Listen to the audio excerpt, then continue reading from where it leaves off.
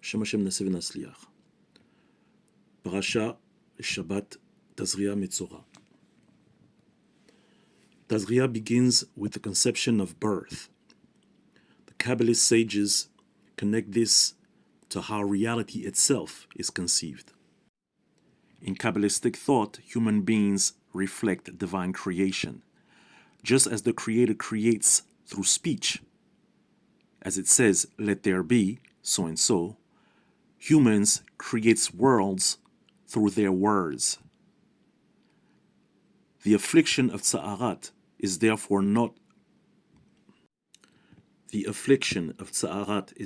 not primarily physical, but it is seen as a spiritual manifestation of misused speech. This is why the tradition links Tza'arat to Lashon Hara, harmful speech. Speech reveals inner consciousness. When speech is distorted, it externalizes as fragmentation in reality, even on the body.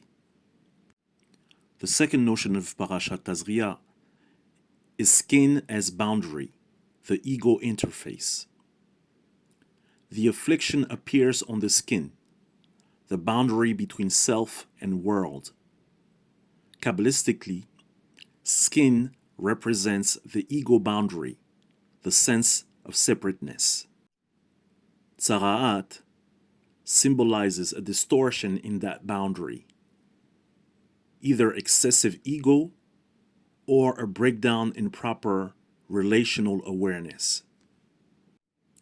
In this reading, white patches Kabbalistically symbolize an overexposure of inner light without proper vessels, a known classic Kabbalistic imbalance. The person becomes impure not as punishment, but because their inner state is no longer in harmony with divine flow.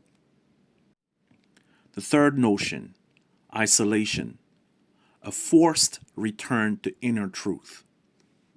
The Metzora afflicted person is sent outside the camp. Rather than mere quarantine, this is seen as a spiritual retreat imposed from above. Kabbalistically, again, when speech damages connection, the soul must experience disconnection to reset. Isolation forces confrontation with the self beyond ego and social masks. This aligns with the broader mystical idea that exile, whether physical or emotional, is often a precondition for transformation. The fourth notion, the priest, Kohen, the role of conscious awareness. Kabbalistically, the Kohen represents higher consciousness or loving awareness, chesed.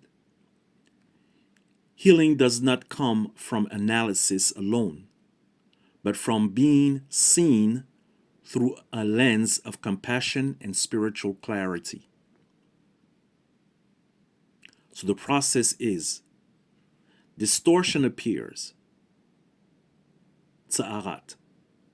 Awareness, Kohen recognizes it. Reintegration becomes possible. The fifth notion, death and rebirth, the Metzora's ritual. The purification ritual involves two birds, one is slaughtered, the other released. Kabbalistically, one aspect of the self must die, the distorted identity. Another is freed, the authentic self. This is a recurring mystical pattern. Transformation requires both letting go and liberation. Sixth notion, bodily emissions, energy flow, and misalignment. The sections about bodily emissions must be read and understood Kabbalistically. There are discussions of life force energy, vitality, creativity, sexuality. Impurity represents energy flowing without alignment or intention.